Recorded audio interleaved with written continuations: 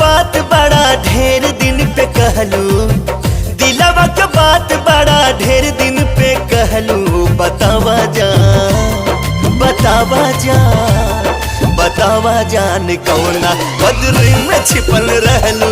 बतावा जान कौना बदरी में छिपल रहलू। बतावा जान।